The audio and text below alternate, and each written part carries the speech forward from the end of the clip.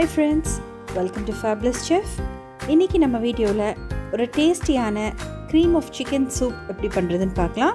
இது ஒரு continental recipe, ரொம்பவே டேஸ்ட்டாக இருக்கும். கண்டிப்பாக ட்ரை பண்ணி பாருங்கள். ஸோ இப்போ நம்ம வீடியோக்குள்ளே போகலாம். ஃபர்ஸ்ட் தேவையான பொருட்கள் பார்த்துக்கலாம். நான் இன்றைக்கி 1 கிலோ சிக்கன் எடுத்துருக்கேங்க. ஒரு 2 பெரிய வெங்காயத்தை இந்த மாதிரி பொடியாக நறுக்கிக்கோங்க. ஒரு 10 வெள்ளை பூண்டு தட்டி வச்சுக்கோங்க.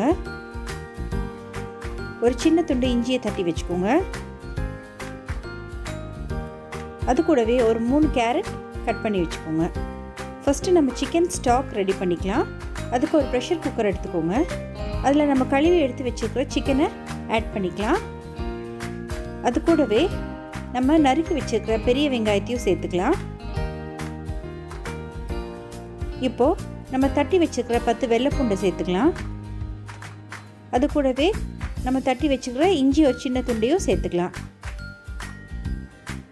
இப்போது ஒரு 3 கேரட் நறுக்கி அதையும் சேர்த்துக்கலாங்க. இப்போ தேவையான அளவு தண்ணி சேர்த்துக்கலாம். நான் இன்றைக்கி 10 கப் சூப் பண்ணுறேன். அதுக்கு ஒரு 2 லிட்டர் அளவு தண்ணி சேர்த்துக்கிறேன்.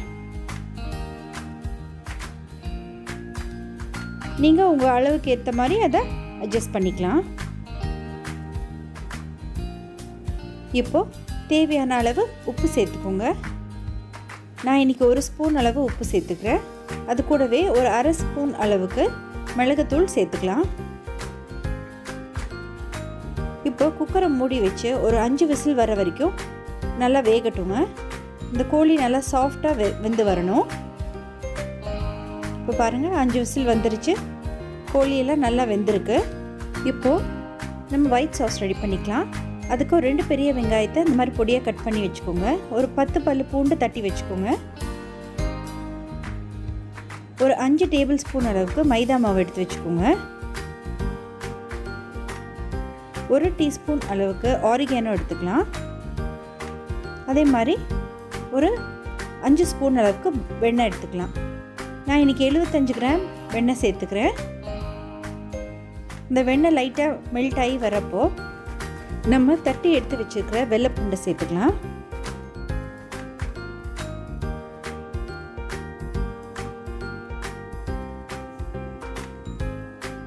நீங்கள் வெயிட் கான்ஷியஸாக இருந்தால் நீங்கள் வெண்ணெய்க்கு பதிலாக ஆலிவ் ஆயில் கூட யூஸ் பண்ணலாம். பட் வெண்ணெய் போட்டால் தான் அந்த ஃப்ளேவர் நல்லாயிருக்கும்.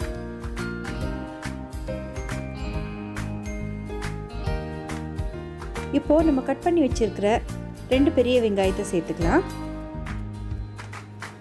அதையும் நல்லா வணக்கிக்கோங்க. வெங்காயம் பூண்டு நல்லா வணங்கி வரட்டும். ஃப்ளேமை எப்போவுமே மீடியமில் வச்சுக்கோங்க, இல்லாட்டி உங்களுக்கு அந்த வெண்ணெய் கருக ஆரம்பிச்சிடும். இப்போ பாருங்கள், வெங்காயம் பூண்டு நல்லா வணங்கிடுச்சு. இப்போ 1 டீஸ்பூன் அளவுக்கு ஆரிகானோ சேர்த்து நல்லா வணக்கிக்கோங்க. இந்த ஆரிகானோ போட்டால் ஒரு நல்ல வாசம் வரும். இது உங்களுக்கு டிபார்ட்மெண்டல் ஸ்டோர்ஸ்லேயே கிடைக்கும்.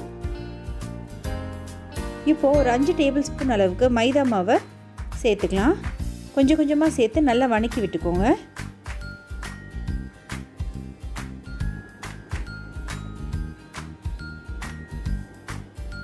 இப்போது 1 லிட்டர் அளவுக்கு காய்ச்சின பால் எடுத்துக்கோங்க. அதை கொஞ்சம் கொஞ்சமாக சேர்த்து நல்லா மிக்ஸ் பண்ணிக்கோங்க. கிளறிக்கிட்டே இருக்கணும், இல்லாட்டி உங்களுக்கு கட்டி விழுந்துடும். ஃப்ளேமை எப்போவுமே மீடியம்லேயே வச்சுக்கோங்க. மீடியம் இல்லாட்டி ஸ்லோவில் வச்சுக்கோங்க. பால் சேர்க்குறப்போ அப்படியே கலந்து விட்டுக்கிட்டே இருங்க.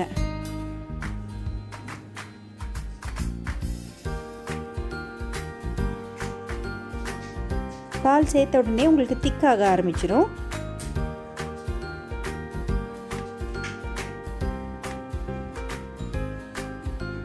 இன்றைக்கி நான் 10 கப் சூப் பண்ணுறதுனால 1 லிட்டர் அளவுக்கு பால் சேர்த்துருக்கேன். இப்போ பாருங்கள், நல்லா திக்காயிடுச்சு. இப்போ தேவையான அளவு உப்பு சேர்த்துக்கலாம்.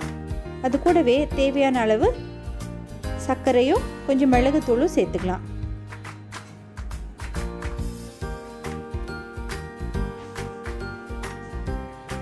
எல்லாத்தையுமே நல்லா கலந்து விட்டுக்கோங்க.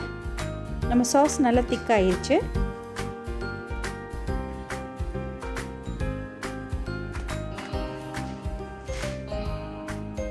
இப்போது நம்ம வடிகட்டி வச்சுருக்கிற அந்த சிக்கன் ஸ்டாக் தண்ணியை கொஞ்சம் கொஞ்சமாக சேர்த்து நல்லா கலந்து விட்டுக்கலாம். நம்ம எடுத்து வச்சுருக்கிற சிக்கன் எல்லாம் கொஞ்சம் ஆற விட்டு எலும்பு இல்லாமல் தனியாக உதுத்து வச்சுக்கோங்க.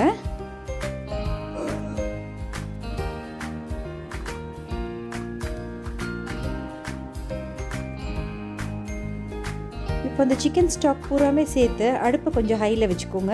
உங்களுக்கு சூப் திக்காக ஆரம்பிச்சிடும்.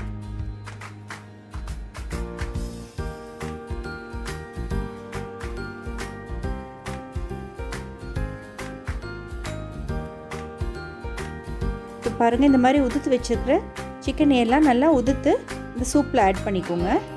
இப்போ ஒரு 2 டீஸ்பூன் அளவுக்கு கார்ன்ஃப்ளவர் மாவு எடுத்து அது கூட கொஞ்சம் தண்ணி சேர்த்து இந்த மாதிரி ஒரு கார்ன்ஃப்ளவர் ஸ்லரி பண்ணிக்கோங்க. இந்த கார்ன்ஃப்ளவர் ஸ்லரியை நம்ம சூப்பில் சேர்த்துக்கலாம்.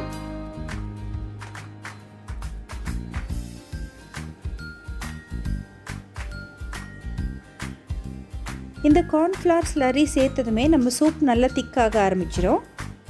நம்மளுக்கு எந்த அளவுக்கு திக்னஸ் வேணுமோ அந்த அளவுக்கு நீங்கள் கார்ன்ஃப்ளவர் சேர்த்துக்கலாம்.